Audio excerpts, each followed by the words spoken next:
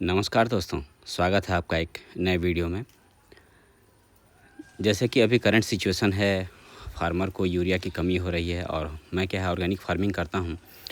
तो हम इस तरह से नील हरित शैवाल जो है धान का अमृत है और वो पूरा यूरिया की कमी को पूरा करता है और स्पेशली धान की फसल के लिए बहुत अच्छा काम करता है। तो इस तरह से आप बेड बना लेंगे 10 बाई 15 का, गहराई उसमें 1 फीट रखेंगे। ट्रेंच बना के नीचे भूतल को समतल करके इस तरह से प्लास्टिक की पन्नी बिछानी है अपने को। और हमने क्या है एक सिंगल सीट की जगह 2 सीट इस्तेमाल किया है, ताकि एक यदि कहीं किसी कारणवश छेद वगैरह हो जाए या कंकड़ पत्थर में तो भी वो पानी लीकेज ना हो। इस तरह से हमको प्लास्टिक की सीट को प्रॉपर बिछाना है और जो मेड है उसमें भी मिट्टी डाल के ढक देना है, ताकि वो एक गड्ढा हो जाए प्रॉपर, जिसमें पानी स्टेबल हो सके। इसके बाद हमें एक बेड जो एक गड्ढा है उसमें ये मान के चलें कि हम मिट्टी डालनी है हमको 35 से 40 किलो, जो कि नील हरित शैवाल में वो भी खाद का ही काम करेगा, पूरा खाद ही बन जाएगा वो मिट्टी भी लास्ट में। तो उसके लिए मैंने चुनाव किया है मेरे जो गोबर जहाँ पे मैं स्टोर करता हूँ वो उसकी नीचे की मिट्टी जो गोबर से सनी हुई है, ताकि वो माइक्रोन्यूट्रिएंट या खाद की कमी भी जो चाहिए उनको नील हरित शैवाल को ग्रोथ के लिए तो वो भी मिले। इस तरह से मैंने हटाया है। कंकड़ पत्थर को हटाने के बाद हमने इस तरह से डाला है। एक बोल सकते हैं कि एक गड्ढे में एक कांवर मिट्टी हम लोकल भाषा में बोल सकते हैं कि डाले हैं उसको। और डालने के लिए ये मिट्टी आप कोई भी चुनाव कर सकते हैं, किसी पौधे के नीचे की मिट्टी भी ले सकते हैं जिसकी सघन छाया हो, मतलब मॉलिक्यूलर एक्टिविटी उसमें रहनी चाहिए, माइक्रो बायोलॉजिकल जो भी एक्टिविटी होती है मिट्टी में, तो वो ज़्यादा लाभकारी होता है उसकी खेती के लिए। नील हरित शैवाल की जो खेती है वो इसलिए ही हमने की है क्योंकि ये पूरी तरह से 1 एकड़ में 4 किलो 1 बोरी यूरिया के बराबर काम करता है। और यदि 3 साल उसको कंटिन्यूअस आप डालेंगे एक ही खेत में, तो वो चौथे साल यूरिया की निर्भरता जो है वो लगभग 0 के बराबर आ जाती है। मतलब यूरिया ना डालें तो भी खेती होगी उसमें। और इस तरह से फिर हमें मिट्टी डाल के पानी भरना है। पानी भर के हमें पूरी तरीके से मिट्टी को मिलाना है। उसमें मिला के हम क्या है कंकड़ पत्थर जो है उसको हटाएंगे और मिट्टी जो रहती है उसको डिज़ोल्व करेंगे पानी में, अच्छी तरह से घोल लेंगे, मताई कर देंगे। नील हरित शैवाल के बारे में वो जो बोल रहा था मैं, वो है कि उसका जो बेसिकली काम जो है, जिसको साइनोबैक्टीरिया भी बोलते हैं वैज्ञानिक नाम में, उसका काम है वायुमंडल में जो अवेलेबल नाइट्रोजन गैस रहता है उसी को खींच के प्लांट को अवेलेबल कराता है।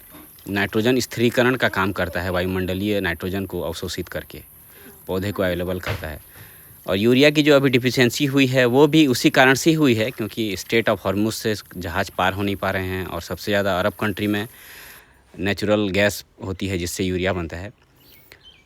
तो इस तरह से बेड बना के हम इसमें फिर एक बेड पे 1 पाव बुझा हुआ चूना का घोल जो है हमने डाला है मिट्टी के साथ साथ मताई करने के बाद।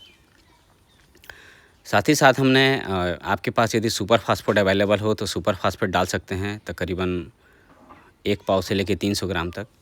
और वो अवेलेबल नहीं है आपके पास तो हमने आगे वीडियो में आपको दिखेगा, हमने जो अवेलेबल हमारे पास वाटर सॉल्युबल न्यूट्रिएंट था उसको हमने डाला है।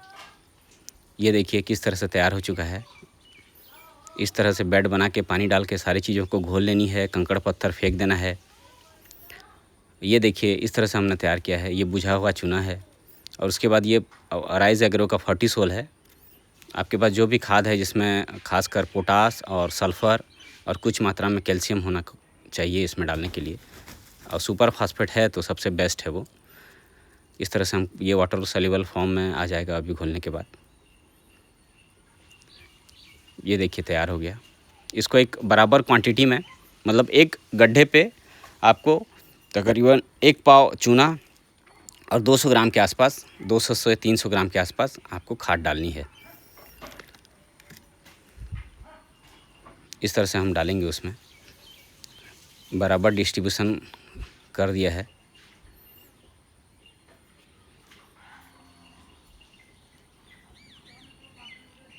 ये बहुत आवश्यक है दोस्तों इस तरह की चीज़ें करना, क्योंकि ये एक फ्री ऑफ कॉस्ट में आपको अवेलेबल हो जाती है। जो कुछ खर्चा है वो पन्नी का खर्चा है और थोड़ा बहुत खाद और चूना का खर्चा है। और इस तरह से जब तक हम कन्वर्ट नहीं हो पाएंगे और नहीं सीखेंगे तो हमें आने वाले भविष्य में बहुत परेशानियों का सामना करना पड़ेगा खेती के लिए।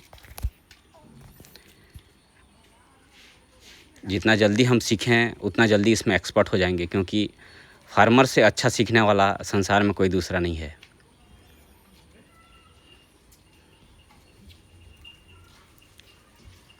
इसलिए हमने ये तैयार किया है और बल्क में तैयार किया है मैंने, क्योंकि मेरा जो ज़्यादातर खेती है वो ऑर्गेनिक ही है। और नेचुरल वे में मेरे पास गोबर की खाद जिसमें नाइट्रोजन और बकरी की खाद जिसमें 4 गुना ज़्यादा मात्रा रहता है डीएपी का, वो अवेलेबल है। बावजूद मैंने ये किया है क्योंकि मुझे अपनी खर्चे आने वाले समय के लिए और घटानी है।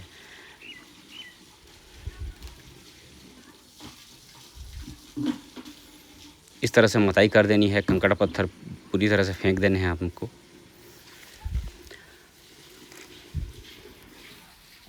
तो बेसिकली जो कंटेंट है मैंने आपको बता दिया है। इसमें लगना वगना कुछ नहीं है। मदर कल्चर चाहिए आपको बीजीए का, साथ ही साथ आपको चूने और साथ ही साथ सुपर फास्फेट ना हो तो कोई भी ऐसी खाद जिसमें पोटेशियम की मात्रा हो और सल्फ़र की मात्रा और कैल्शियम की मात्रा। ये देखिए इस तरह फिर हमने सेट होने के बाद पानी जैसे साफ़ दिख रहा है। दिखने के बाद आपको कचरा वचड़ा निकाल के छान के पानी साफ़ होने के बाद इस तरह से मदर कल्चर है ये, इस तरह से मदर कल्चर डाल देना है इसमें। और उसको भी आप बेड के हिसाब से इक्वली डिवाइड कर लेंगे, सब में बराबर मात्रा में डाल देंगे। और एक जो बेसिक है वो है इसमें कि जिस जगह पे आप ये बेड बनाते हैं उस जगह पे आपको प्रॉपर सनलाइट आनी चाहिए, सीधी धूप पड़नी चाहिए दिन में मैक्सिमम टाइम पे, तो उसकी ग्रोथ बहुत बढ़िया होती है। ये मैंने जो चुनाव किया है वो हमारे मैंगो और का जो बगीचा है उसके बीचों बीच चुनाव किया है। सीधी धूप पड़ती है इसमें सवेरे से। और मेड़ को थोड़ा ऊंचा उठा के रखना है ताकि इस बेड का पानी उस साइड ना जाना पाए। मैंने गहराई थोड़ी ज़्यादा रखी है क्योंकि मुझे बार बार इसमें रिप्रोडक्शन लेना है इसका बीजीए का। आप 4 इंच से 5 इंच 6 इंच या 9 मतलब 6 सेंटीमीटर 6 इंच तक रख सकते हैं, ताकि धूप पड़ने के बाद पानी सूखेगा तो भी वो कवर कर लेगा उसमें। लेकिन हमने बार बार रिप्रोडक्शन के लिए रखा है। ये देखिए ये फिर तीसरे दिन, जिस दिन हमने मदर कल्चर डाला था उसके तीसरे दिन का ये वीडियो है। इस तरह से ग्रोथ होएगी, धीरे धीरे आपको दिखेगा, एक हरापन फैल जाएगा पूरी तरह से। और गहरी हरे रंग की जो पट्टी है वो इसमें दिखेगी।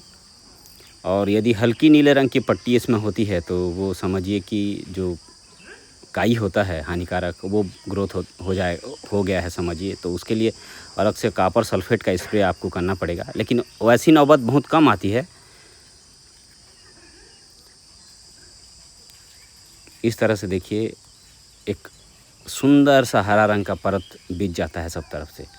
आपको डे वाइज याद रखना है कि इसमें 10 से 11 दिन में बन जाता है, 10 से 12 दिन के अंदर। लेकिन यदि आप प्रॉपर अच्छे वे से न्यूट्रिएंट वगैरह इसमें घोले हैं तो जल्दी ग्रोथ हो जाती है। ये देखिए 10वां दिन में ये तैयार हो गया है, एक मोटी परत बिछ जाती है। और यदि इसका आप नहीं निकालेंगे तो ये कपड़ा जैसे पानी में आप डुबोते हैं ना कॉटन का, तो अंदर तलहटी में चला जाता है मोटा बन के। इसी तरह से ये भी होता है। ये देखिए धीरे किस तरह से ये अंदर में देखिए आपको गहरा गहरा दिख रहा होगा। ये देखिए ये तैयार हो गया है।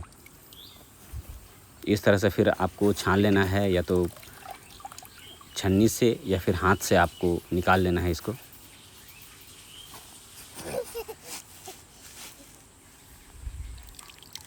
ये पूरी तरह से ये समझिए कि सूखने के बाद ये हमने स्टोर किया है। ये सूखने के बाद रखते जा रहे हैं एक बर्तन में। ये सूखने के बाद तकरीबन 4 किलो जो है सफिशिएंट है 1 एकड़ में।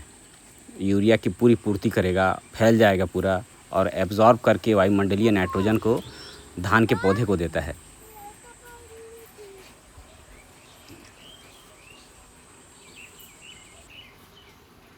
ये देखिए फिर हमने स्टोर कर लिया है। देखिए किस तरह से मैंने छाँव में इसको, धूप में सुखाना नहीं है, हल्का मैंने पानी निकालने के लिए बस बाँस की जो टोकरी है उसमें रखा था। अभी इसको हमने स्टोर कर दिया है छाँव में। ये तकरीबन 15 से 20 किलो के आसपास प्रोडक्शन हुआ है सूखने के बाद। अब कितना होगा वेटेज इसमें कमी आएगी सूखने के बाद, बाकी ये तैयार हो गया है। इस तरह से आप अपने घर में खाद बनाना सीखिए और ऑर्गेनिक खेती करिए, क्योंकि वो बहुत ज़्यादा इम्पोर्टेंट है आत्मनिर्भर बनने के लिए और सस्टेनेबिलिटी के लिए।